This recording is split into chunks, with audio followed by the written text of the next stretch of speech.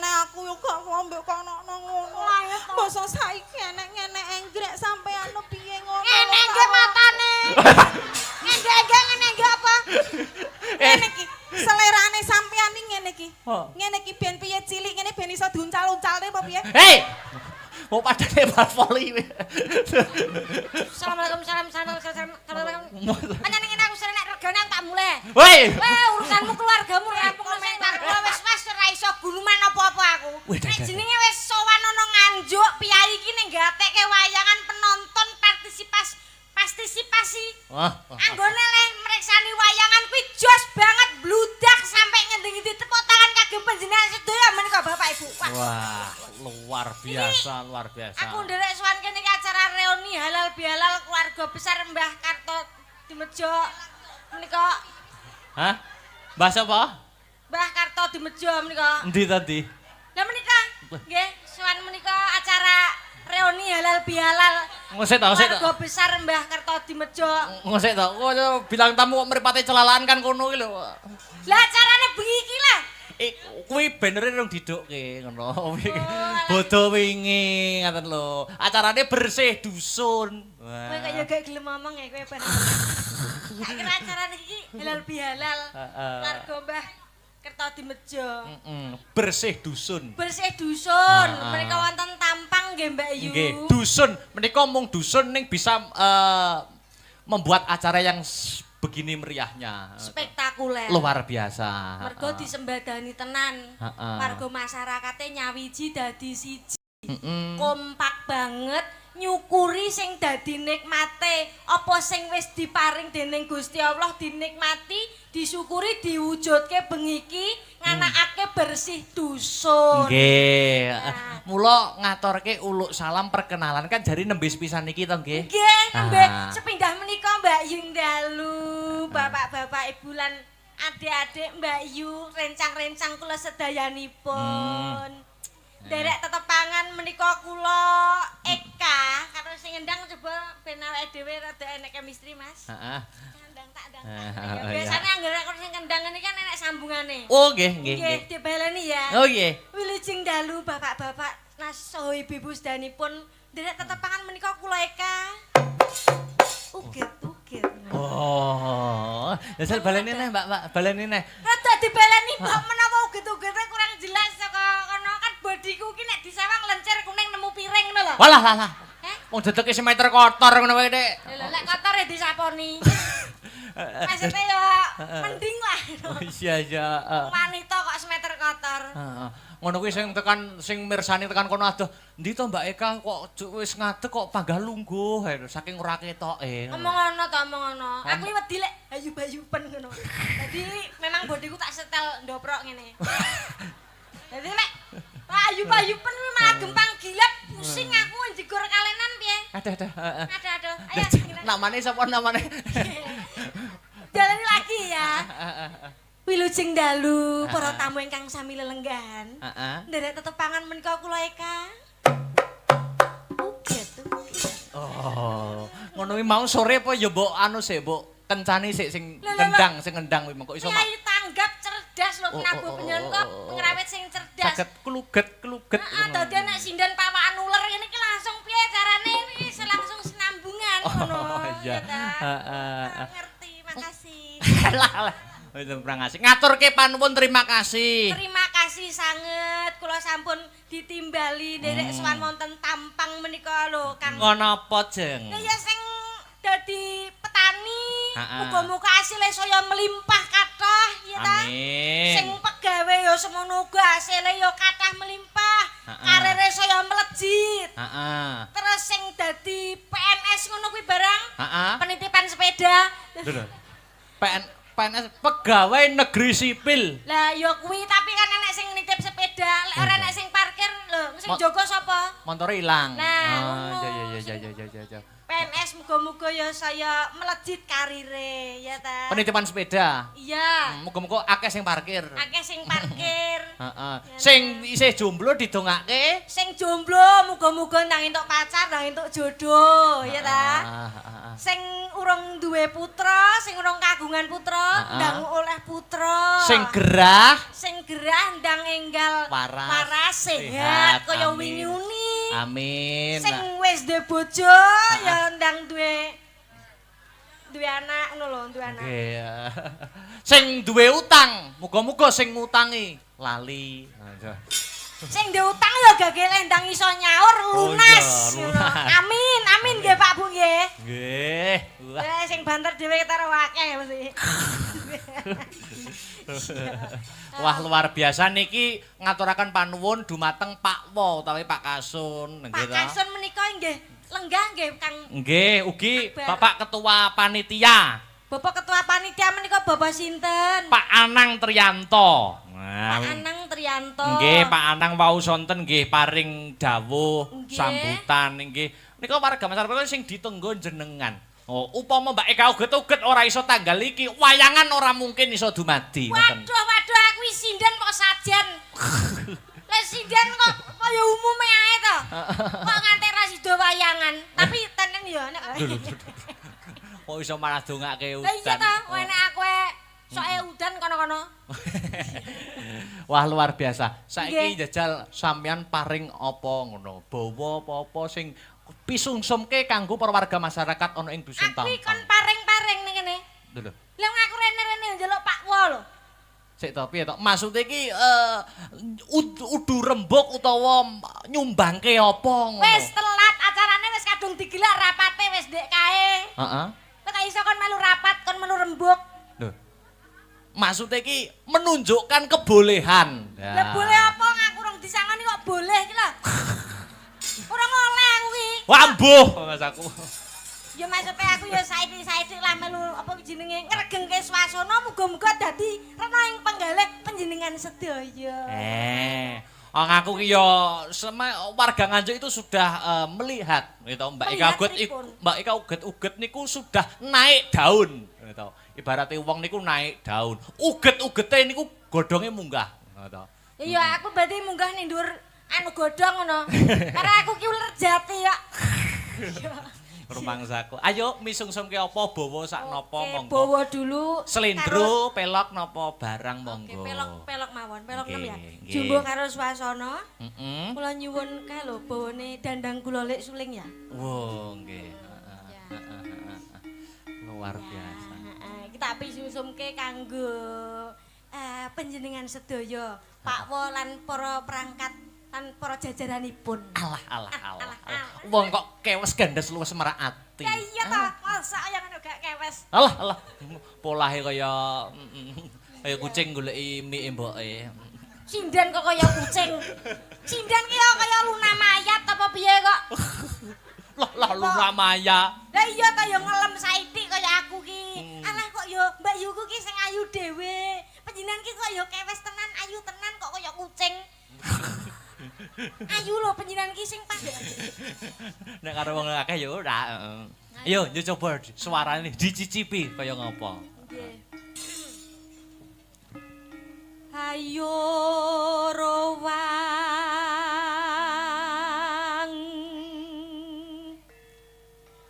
angayai karati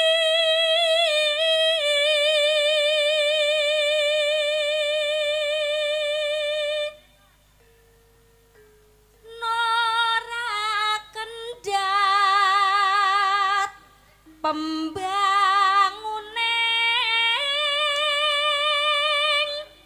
desa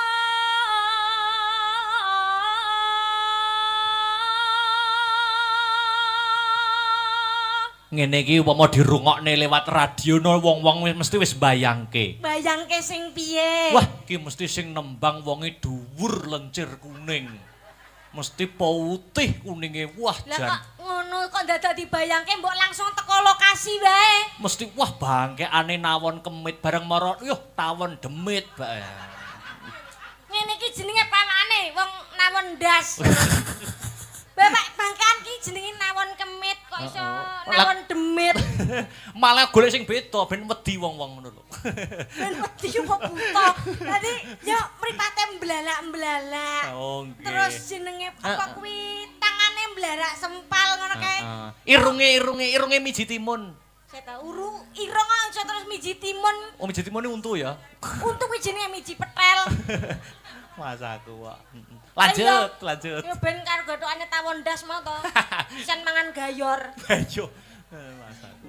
Aku rene pisan nesu ae to. Ngupakara karang lan kitri.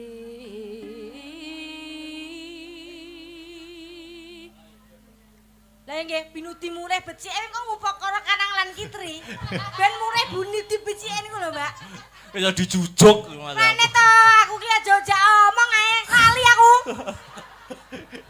Ya ngono kuwi mengetes konsentrasi ngono. Nek dijak omong ya jal lagune jek eling ora ya kon ndi mau ngono lho. Ngetes kamu yang ngomong agak ndi utek kamu.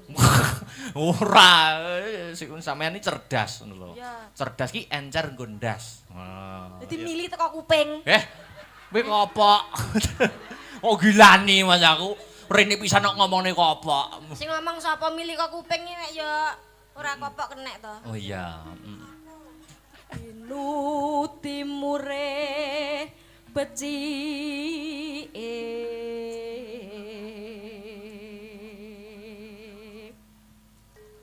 supaya tansah maju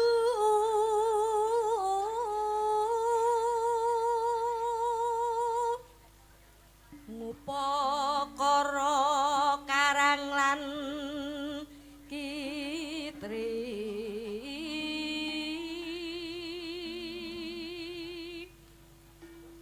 guyub rukun tumandang. Wah panitia Pak Anang nak dereng to? Pak Anang. Pak Anang. Udah dereng. Oh dereng nggih mengko kepethuk. Lah mengke mbok menawi Ayo. diaturi tindak wonten panggung. Heeh. Kersa ta? Oh kersa no. Kersa genah kene iki padang jagatku. Malah sampean aku mengentuk paring dawuh. Pripun? Pak Anang kalih benjing wayangan pagi selesai. Nggih. Ya toh jenengan ora entuk kundur dhisik. Aduh aku arti wae bebunga apa iki? Arepe nggo seret-seretan anake Pak Anang. Anake tak tapuk malah. Kok iso seret-seretan? Sinden kok padane dolanan laku aki. Belajar baby sister maksudnya. Oh, yo babysitter kok diseret. Iki jenenge suster ngesot. Mas aku Kak. Lanjut. Teko ndi?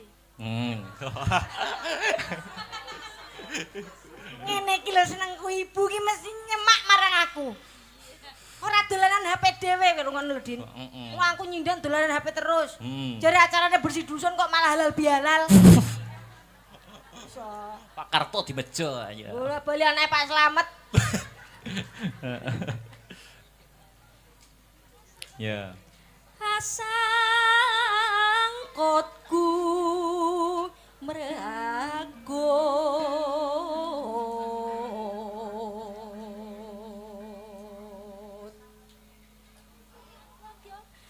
temadat yo tata harjo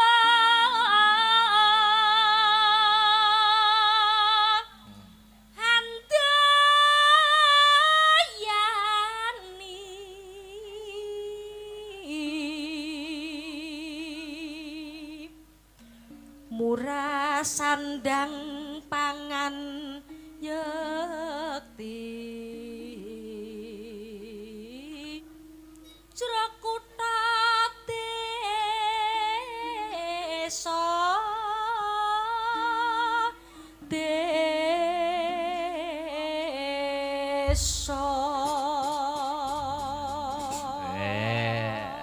Sampeyan iki kan biyen ada pandemi seniman kok ora iso nyambut gawe to Mbak Yu. Nggih. Sakniki wis los. Nggih. Apane sampeyan lagi naik daun iki mesti jadwale dan kendat ya to. Nggih. Mesti bendina bacut. Alhamdulillah pangestunipun. Jangan lupa tetap selalu jaga kesehatan, vitamin C jangan lupa. Vitamin C. Obat-obatan kesehatan itu tetap untuk doping tubuh itu. Oh ngono ya. Nek aku ki masalah kesehatan ki wis tak jamin sehat awakku. Oh, persiapan obat-obatan selalu ada ya? Selalu. Aku mesti sampean ora nyepakne obat siji mesti. Apa? Obat peninggi badan anu ora? Nyepakne ora? Aku omong ono mantri kene lho, kok nyediani obat tinggi. Mas kamu aku pereng apa ya obat tinggi, obat kasur kuwi. Ora peninggi badan iki lho maksudnya. Kok tinggi? Ngomong-ngomong masalah tinggi badan. Oke. Ngono ki aku malah dadi wong cendhek ya ayem ngono. Oh. Pikirku ki ayem. Ayeme ning ndi lho? Ya iya ora pernah bakalan darah tinggi. Oh iya mergo awake ndek. Ya. Ora kena darah. Ora kena darah tinggi. Wong sing darah tinggi kuwi mesti sing dedeke tinggi. Ya gak kene dhuwur kabeh sing ndek aku dhewe. Lah kok ditonyoni wong sakmene kae. Dhuwur-dhuwur kabeh. Kene wong dhuwur-dhuwur kene iki tegese ngayomi. Amin. Ngayomi antarane pemimpin karo masyarakat iki ora ono bedane. Manunggal. Manunggal dadi sawiji saling menghormati. Amin. Nah contone dalu menika nek mboten enten kesatuan, Nggih. persatuan ora mokalno dadi acara kaya ngene Biyong, Mbak Yu Limbuk. Ngaten nggih, Mbak Yu? Nggih ta? Nggih, luar biasa. Kudu nyeng sawiji. Wah. Ngono kuwi lho. Ngene iki lho hebat sinden iso. Aduh aduh. Ki bacute langgam napa didawahne langgam napa Mbak Yu? Menika anu. Apa? Kae lho sing alah apa jenenge kae lho. Apa? Iki lho meh raino. Oh, lah kira nek langgam mangku purel. Nek aku sing nembang mangku purel. Mangku apa? Mangku diesel. Malahan nggih. Wah seneng banget iso sowan ning kene pertama kali. Muga-muga Nggih. dadi paseduluran. Amin ya rabbal alamin. Wah, monggo dibajutke meh raina katur para warga masyarakat mugi kenging dados jampining saya. Amin. Ya yuk. Luar biasa. Matur mbah nuwun Mbak Yu. Aja duduk dulu. Ora, aku ora arep lungguh. Ngancani aku mumpung sowan ning kene lagi sepisan kok. Ya iya ta. Nembe niki napa niku tampang ngadani bersih dusun ngrawuhaken pemeriah bintang tamu kados panjenengan Mbak Yu. Lah wong warga masyarakat iki sembodo tenan. Nggih. Lho kok ngaturi bintang tamu kok ya mung aku lho. Areng ngaturi Uut Permatasari. Piye. Terus sapa jenenge kuwi sing Syahrini.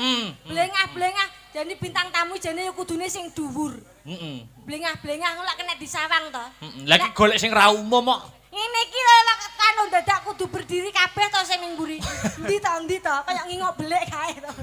Iya. Mangsaku, iki ana Mbak Mary. Mbak Mary. Mbak Mary menika asli Nganjuk. Lah kok isone Mary iki apa beda karo kancane? Aja dibeda to ben ora Mary. Wit mau kita sawang pas aku isih ndalang kok Nggih. ketok perengat-perengut iki kaya ana hal sing apa ya kaya Disembunyikan. kaya Ana sing gak mood gitu loh. Iya. Jajal diaturi minggah. Oke. Ayo berdiri sayang, Mbak Mary. Waduh. Mbak Allah. Mary Allah. Terus mesti keluget Kok menawa kudu tak parani. Heeh, jajal. Kowe kok jelungup rono malah. Kok jelungup gelungane malek malah Iki napa jane kok lho deloken to. Apa ya nek mau ditanggap kok iso nggo uang ngono kuwi lho. ini masalah ngomah aja digoto kene to. Kok mbuh kok ketek iki rada ana apa lho sing dipenggalih kaya apa unek-unek ngono lho. Lah iya. Apa ya? Kok menawi di anu to dangu panjenengan to Mbak Yu. Heeh. Jajal. Diaturi jumeneng. Jumeneng. Loh, sajake nyawang aku wae iki wis sebelah mata lho. Lah iya. Kaya piye aku iki jane ora piye-piye kok melu perkara iki. Aku Ai. katut ngono lho. Jumeneng sik, jumeneng. Sepati. Yuk. Yuk.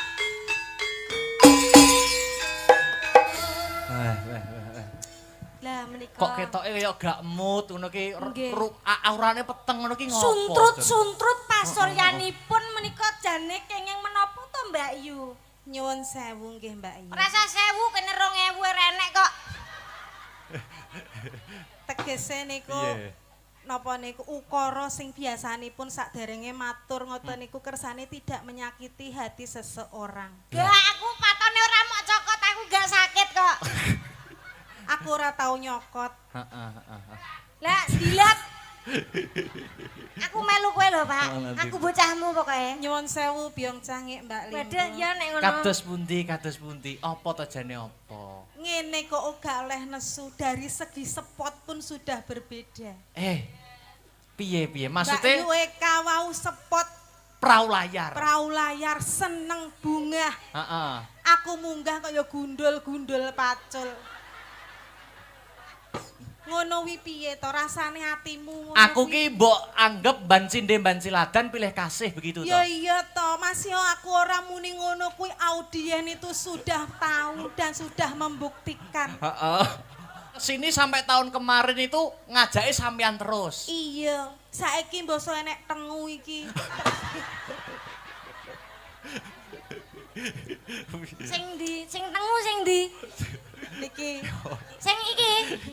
Iki gak tengu iki jenenge gurem. Dadi luwih ngateli. Tapi enak tengu sabone kathok. Woi! Wong edan. Lah gurem sabone pitik. Gak penak. Wah lah. Piye? Lah pitik kuwi ya bermanfaat lho. Piye? Wah Apa? anak pitik ra iso mangan ayam goreng lho. Iso. Apa? Gambar. Lah masa sindan mangani gambar? Lah ki jene gurem apa piye kok mangani gambar? Rayap ya, rayap. Ngene iki to, idamane jenengani sakniki ngeten iki. Idolane jenengani sakniki ngeten iki. Biasane wayangan tahun-tahun kepungkur Mbak Eka. Nggih. Biasane lagi teko langsung jujuk. Pak Pondokan. Wo, Pak Wo Pak Wo, nyuwalami Pak Wo, sowan. Pak Anang ngoten niku. Iki Nggih. langsung jujuk panggung ngono kok brek langsung koyo gak mood banget gitu loh. Langsung manas wae sledot ora prok ngono ta. Heeh. Aku ya ora, wong aku linggo ning kene lah mau tindih. Heeh. Sik geser ngono. Aku ya panggang ngene. Sesek aku ngono ta. Masane. Sepas sampean bawa Makane dupa aku ki tamu ning kene. pas sampean bawa mau Mbak Mary madhep guri karo ngrasani ngene. Piye? Kuwi cengkokku kuwi. Cengkokku dingge. Anggepe apa sinden kenyih ngono. Ngono kuwi. Ngono kuwi. Aku wis gawa uyah ke omah. Heeh. Padahal aku ulo ngono. Kok sine nak nggawa uyah. Ora ngonone Mbak Yu. Heeh. Niki wau banere ae ya wis kleru. Piye? Sik to, ager melok aku sing diurus bener.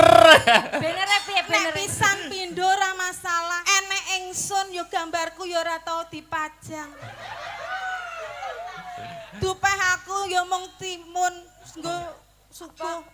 Loh kah, penonton itu sudah tahu Mbak Mary karo Dalang Akbar itu senasib serumpun Jare sapa? Jare sapa? Di mana ada Mas Akbar di situ ada Mbak Mary begitu loh. Ah, sampean gak ngono Mang, pas enek ngenekane sampean gak ngono lho Mas. Piye nek aku yo gak ambek kono ngono. Basa saiki enek ngenek enggrek sampean piye ngono. Ngene nggih matane. Ngene nggih apa? Ngene iki selerane sampean iki ngene iki. Oh. Ngene iki ben piye cilik ngene ben iso diuncal-uncalne apa piye? Hei! Mau pada lebar voli. Assalamualaikum salam. Panjenengan ngene aku sering nek regane aku tak muleh. Woi! Weh, urusanmu keluargamu rampungno sik lho karo. Sampeyan iki jane yo paham yo ngerti lho Mbak Yu. Nek ki tekku, lah nyapa to kok mau sampeyan kok ketoke ngekeki dalan kanggo buka atine sampeyan kanggo Pak Dalang ngono kuwi terus piye to Mbak Yu? Memaksa aku lambe kok dipuluk. Lah bojomu pas sik lho. Ngene yo Mbak Mary. Kok ngomong sing lanang rong kecap kene patang kecap, sing lanang 6 kecap kene 8 kecap. Sampai aku arek muni kecap-kecap gak iso lho. Namanya wanita yang sudah kecewa. Kok iso? Iya. Kecewa itu levelnya di atas marah. Nek marah iki jek ora apa-apa nek meneng tok iki lho. Nek kecewa, ati loro. Sik. Sik to. Ati ki lho ning kene. Heeh. Ning kene lho. Nggih. Lah kok iso ngimi? Saking abote, saking beban hidupnya terlalu berat. Ati kok sing Abot. ditutuk sing di anu kok kantor kecamatan iki lho. Niki pendopo kabupaten. Itu diklarifikasi. Kudu diklarifikasi Mengko ndak ya, Mbak menyebabkan Yu. fitnah. Fitnah kuwi padahal luwih kejam dari tidak memfitnah ngono. Kowe ro. Iki kudu diklarifikasi ketua panitia Pak Anang kudu disuwuni munggah Nah, kudu panggung. genah ki Lah nyapa to acarane sampean kok merintah-merintah aku? Lah nyapa? Mange sing mbok lem-lem kono, lah nyapa kok basa ngono kuwi terus aku sing mbok perintah. Lah rumah samu aku ning kene iki dapuk apa kok mbok perintah-perintah? Atau bojomu kok saron kontrol lho. Nesu. Aku ki bayangne Mbak Mary biyen pas manten Nyapa anyar. wong awake dhewe ora tau nggawe bayang. Lah yo nyapa. Kok iso ora Awake tau dhewe lho gak tau. Lagi rapi ngono kae bar metu kok kamar mesti bungok. Yo penake ngono mesti. Layak milih sing cilik. Heeh, Gak patek muni. Hei! Lah cilik anteng kok. Cilik rumasamu. Heeh. Aku ya iso muni. Heeh. Masih omong maktut ngono iso. Kowe ambreng-ambrengan tuk. Jajal, Pak Ketua Panitia Pak Anang Ya wis iki kudu diklarifikasi. Klarifikasi. Monggo Pak Anang tasih legah nggih. Aku sing salah. Heeh, tasih legah nggih Pak Anang nggih. Saksine kathah, Wonten. saksine kathah. Saksi lu apa? Gropyokan piye? Monggo Pak Anang. Monggo Pak Anang. Sepatah dua patah kata.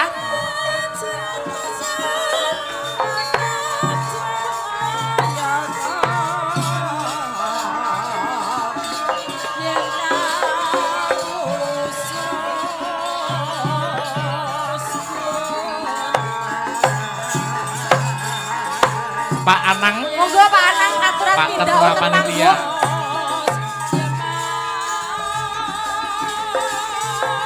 Pun kondur.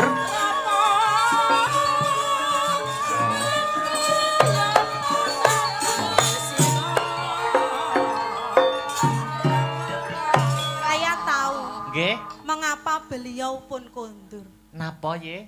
Sangune pun boten wonten. Biasane nyediani kula tok, lah niki nek ngenek enggrek niki terus Ngene enggrek. Iki lek sampe Pak Ketua terus minggah kene, kowe wis sumek rok mbok cincing rokmu pramah kojor deh. Rane wong mulih. ngoten. Ngoten. Sakniki nggih wonten gantosipun lho Mbak Yu. Sapa lho? Sapa lho Mbak Yu? 11 12 kalih Pak Anang. Lah sapa iki sing iso nganu ngadili iki kabeh? Regane awakmu lak anu mong njaluk klarifikasi pengadilan, saksi. Awakmu lak bar gropyokan ta, Mang?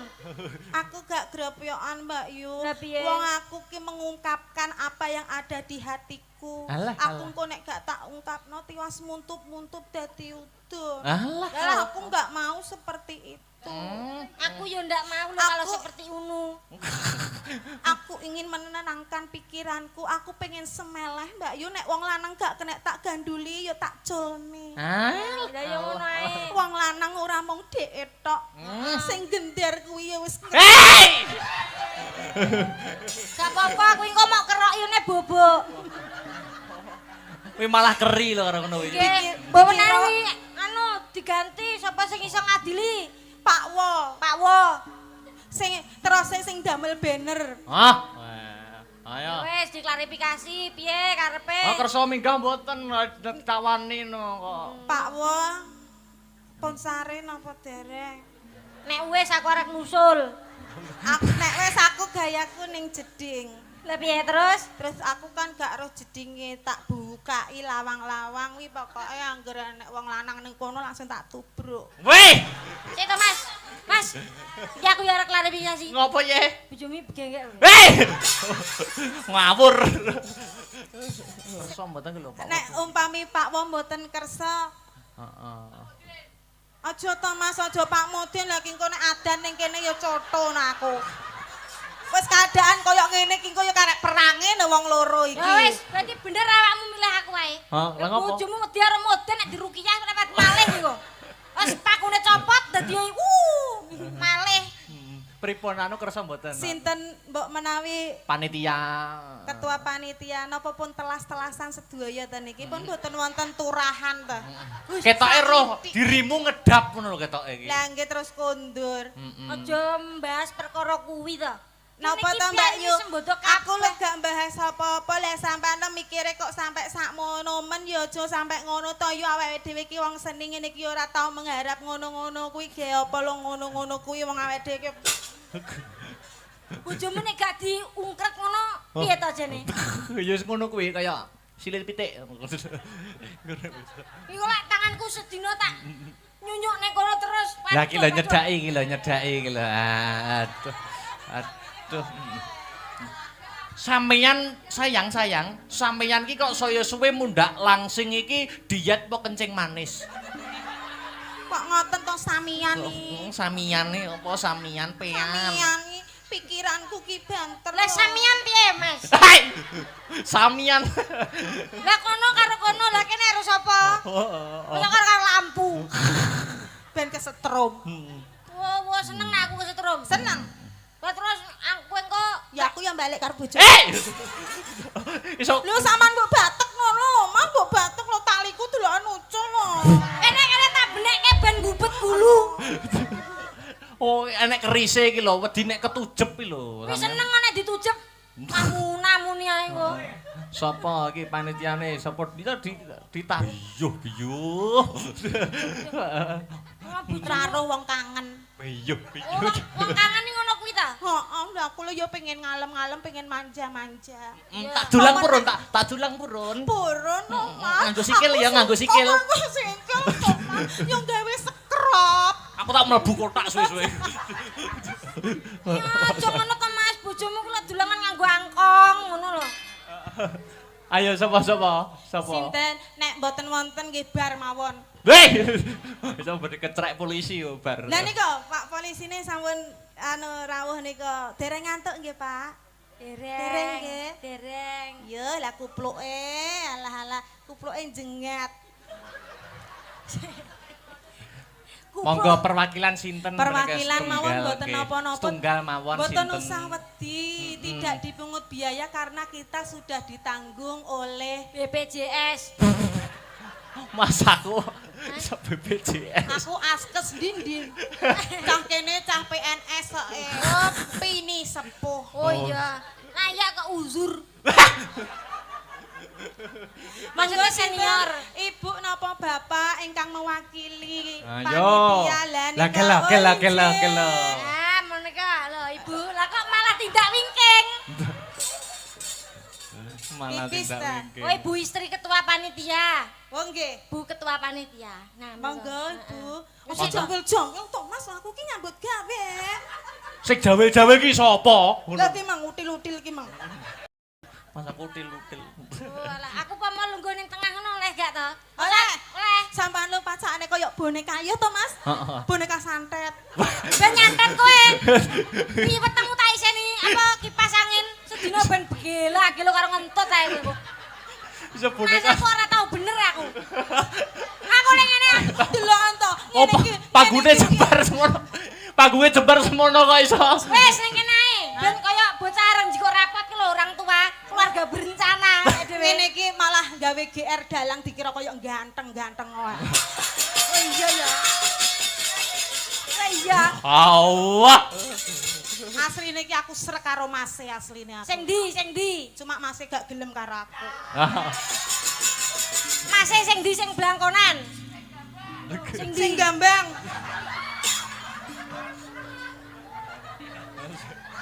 Malah penak lho kuwi ditipasi tok turu kan. Mbah, nyuwun sewu jenengan kan riyen ngefan kali kula. Mbok soroh ngeten iki jenengan kula napa niki? Terang-terangan mawon mboten napa-napa, Mbah. Biasane Paring saksi Mbah, jenengan Mbah, milih sinten Mbah? Bingung Mbah. Ya apike bingung wae Mbah wong iki padha sentete kok. Piye, Ibu ketua panitia apa? Sapa mau? Ki wau nembe tindak wonten pingking ya repot-repot ki ya ngapa to, Bu? Lah nggih pun to, mboten usah-isa. Loh, Malah tak isa-isa. kira kowe ki arek piye ngono kok isa-isa? Ya suwi. Sinten?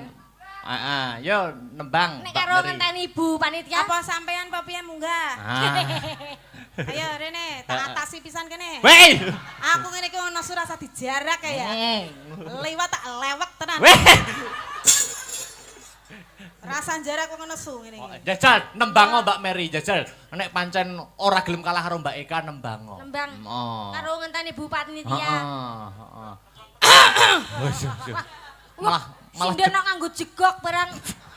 Aku ya mau kalah kono hewan uget-uget aku ya kirek no. Aku ya mau kalah rada gedhi kok aku. Mas esuk-esuk dirica-rica piye? Weh. Wadane. Ayo. Niki anu mawon pelok. Bo. Aku ya mau kalah. Bawono. Nggih. Ini tembang mewakili Mbak Mary arep nembang sing liwat truk. Yo. Bawa. rasa cemburu mosok penggendar ya arep mbok lirik. Ora aku pokoke wis ora bakal wani wis. Mas aku mimik, Mas. Mimik, Mas. Lah mimik yo karek ngejok dhewe to. Lah aku lho ya pengen aku ndang Mas mimiki, Mas. Sing mimiki aku. Oh, ndak. Sik Mas, tak jikono campurane oli karo solar ning mburi urip. Mbok kira apa Vespa apa piye kok? Lah mimik ya. Saman buka Mas, buka Mas. Biyo ora kulino buka dhewe ta. Kok mimikno. Mimikno. Lambene jan koyo anu ngono lho. Gemes ta kowe karo aku. Alah. Jikokne corong ora? Mimik Mas. Oh. Alah. Biyo kayak ngiseni bensin lho aku. Karo gedang ora? Gedange jikok ora? Yo nembang. Ya. Yen kowe nang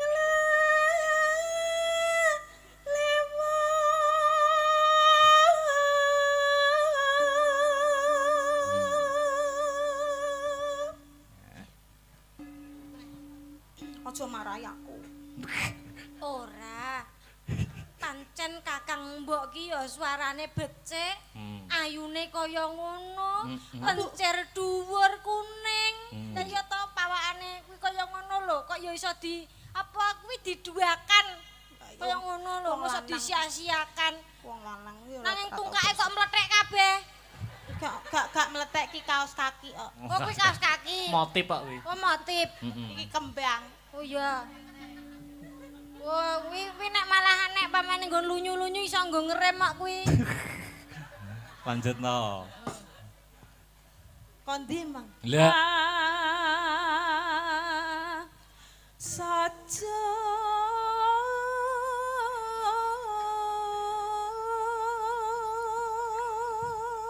Becik aluwung prasaja. timbang sampean meneng ngono kuwi ndang deklarasi ngene-ngene lho Mbak Yu, renang-renang apa piye ngene-ngene ngono lho. Renang-renang rumasane penyu apa piye kok iso. Kene iki nggatekke marang suaramu lho. Suaramu ki yo pancen becik ya to. Sliraimu ki pancen wis ora kena di kok raciwake. Kok raekno aku lho. Anu sliramu ki pancen wis ora kena dikuciwake meneh. Wis handal dalam berbagai macam bidang ngono lho. Memang aku ancen andalan lho Mbak. Andalan. Ya sandhuwure andal. Lah kok sampe ngondol. Andalan. Waduh. Lanjut nek ngono. Lanjut. Mong welengku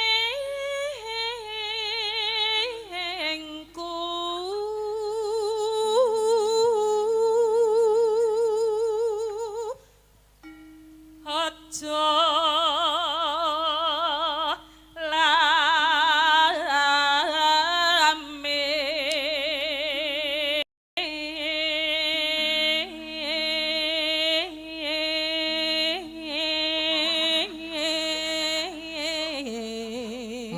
Cengkok kayak sepeda motor. Iki cengkok diesel. Aja lames Pak Wo. Weceh. Lames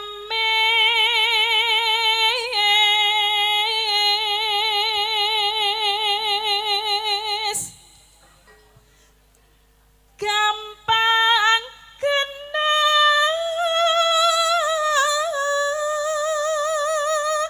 ing bentu.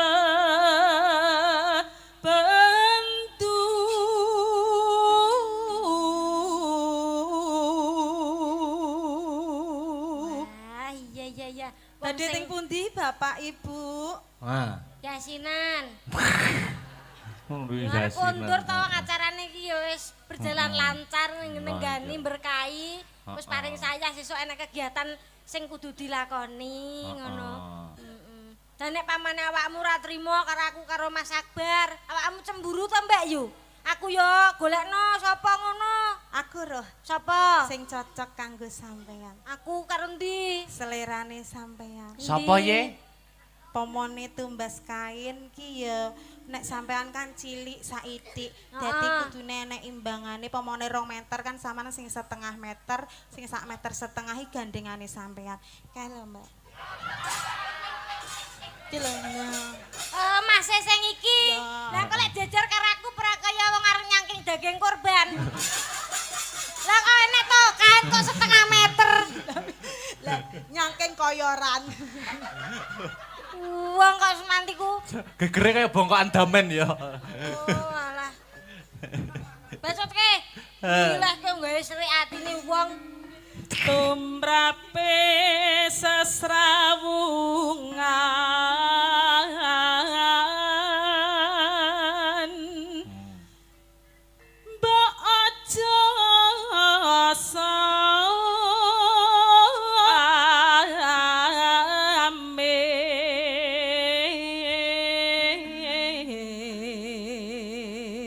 samis seneng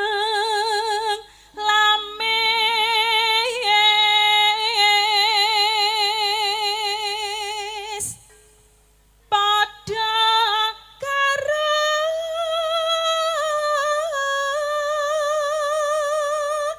seneng citra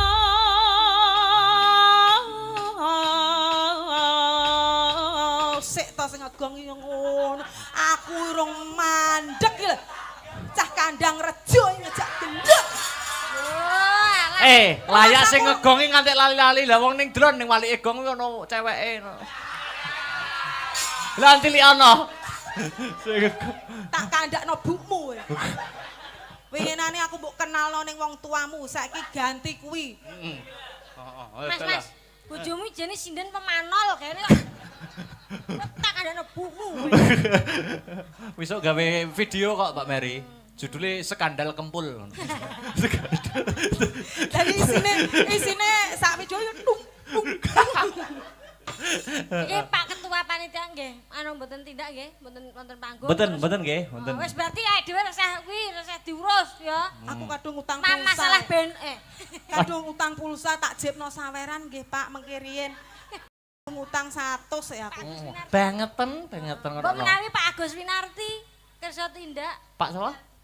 Pak Bojone Agus. Winarti, Pak Agus Winarti iki. Heeh. Pak Agus Winardi. Oh, Pak Agus Winarti. Wonten to? Wonten. Tak sik pinarak nggih. Nggih. Innalillahi. Hei! Lah jere mboten wonten niki. Sing pundi ta? Niki. Oh nggih, mboten sangu mboten napa-napa Pak, santai mawon teng mriku mawon jenengan menikmati wayang nggih ta? Nggih. Nggih napa nggih? Nggih. 20 Pak. Hei! Alah. Mangsaku. Tibane langgam apa niki Mbak Mary? Aja lamis mawon. Ojo lamis oke. Kok benere awake dhewe gawe dhewe ae ya. Ya. Nek pamane awakmu rong ketot to mau. Aku lho rong ketut yu Sesuk delok. gawe dhewe. Isore dhewe kembang mubeng awakmu Berarti fotone apik wi aku indah, berarti aku ning taman wi nek kembang-kembang aku seneng berarti Ya aku mubeng ngene melingkar ngene ning bungko ditulisi derek berduka apa piye? Beh! Malah sampul Yasin. Ya. Yuk, langgame aja lamis Mbak Mary. Coba kayak apa?